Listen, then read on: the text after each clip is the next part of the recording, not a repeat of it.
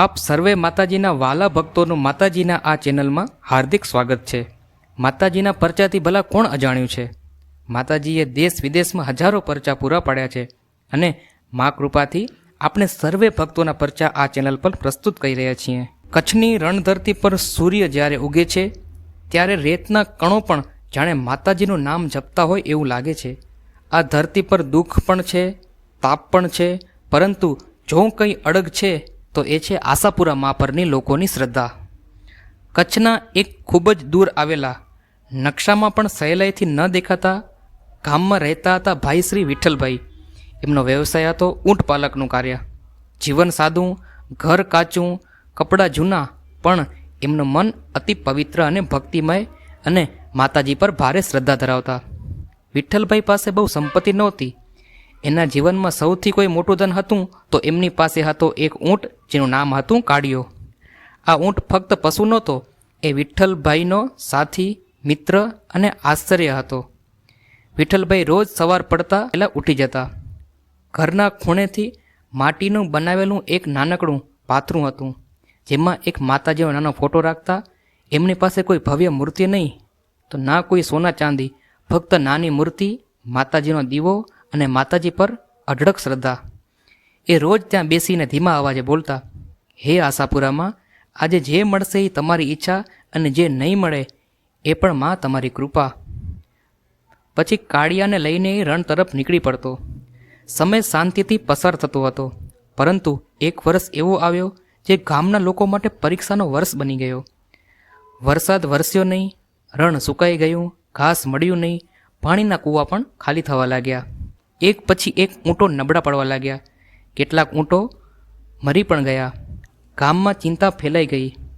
એવામાં ગામના એક ધનિક માણસે, જે હંમેશા પૈસાના જોરે લોકો પર રોબ જમાવતા, એમને વિઠ્ઠલભાઈને બોલાવ્યા।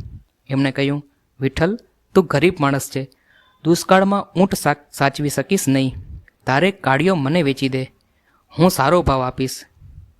વિઠ્ઠલભાઈએ શાંતિથી જવાબ આપ્યો, મારો ઊંટ હું પૈસાથી નથી પાડતો, આ તો માં આશાપુરાની કૃપાથી એની જાતે પડે છે।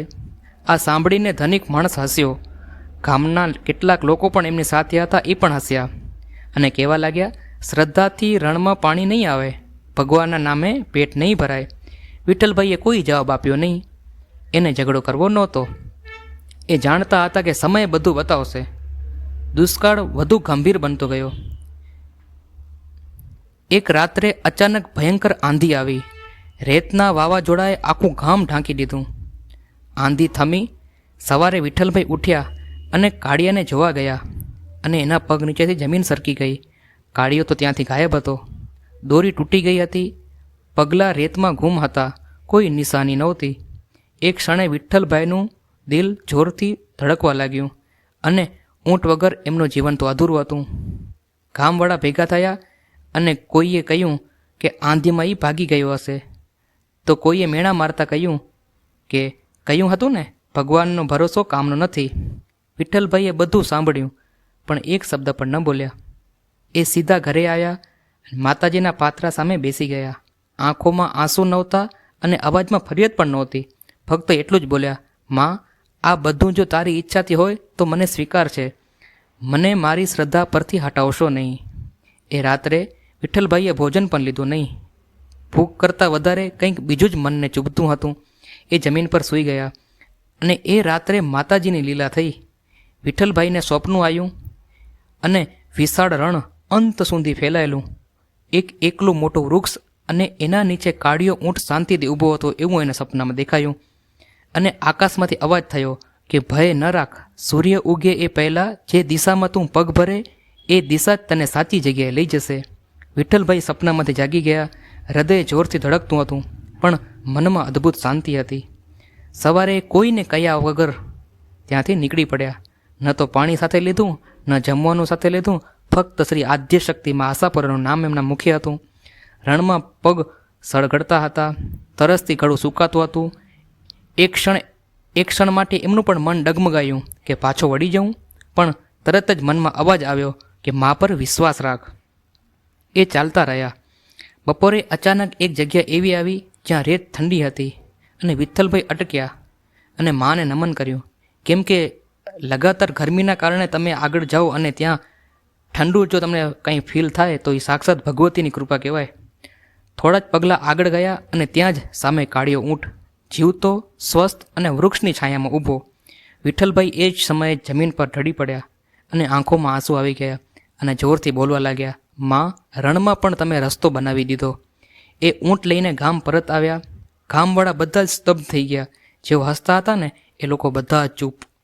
થોડા દિવસોમાં વરસાદ વરસ્યો, રણ હરિયાળું બન્યું અને વિઠ્ઠલભાઈના જીવનમાં ફરીથી શાંતિ આવી ગઈ. આજે પણ જ્યાં માતાજીનું પાથરો કરે છે, દીવો કરે છે ને, ત્યાં સર્વે લોકો માથું ઝુકવવા આવ્યા. અને ગામમાં આજે પણ કહેવાય છે કે આશાપુરા માતાજી દેખાય નહીં તો પણ ક્યારેય એ સાથ છોડતા નથી.